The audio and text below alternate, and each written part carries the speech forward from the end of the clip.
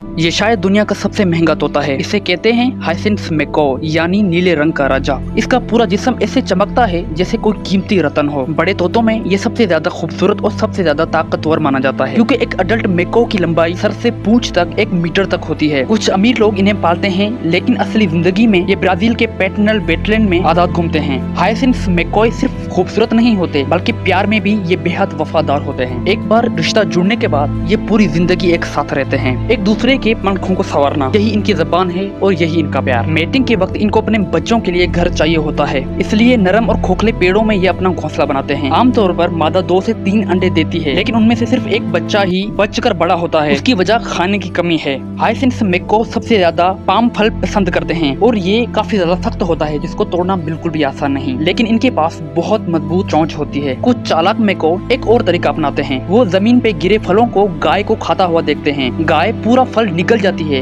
लेकिन बीज को पचा नहीं पाती, तो वही गोबर के साथ बाहर आता है। उनका घोल पेट में एसिड से नरम हो जाता है। उसके बाद मैको इसको आसानी से खा लेता है, मगर हर कोई ऐसा नहीं करता। समझदार मैको ताजा फल चुनते हैं, मगर खाते टाइम जब वो उनकी चोंच से फिसल जाते हैं तो ये पत्तों और टहनियों का सहारा लेते हैं उसको सही से पकड़ने के लिए। ये उनकी जहानत की एक बड़ी मिसाल है। वो आसानी की जगह मेहनत करना बहुत पसंद करते हैं। हाइसिन्थ मैको की उम्र 40 से 50 साल तक होती है और इनकी आवाज़ बहुत प्यारी होती है और ये इंसानों से मिलना बहुत पसंद करते हैं। कंटेंट इन्फॉर्मेटिव लगे तो लाजमी फॉलो करें।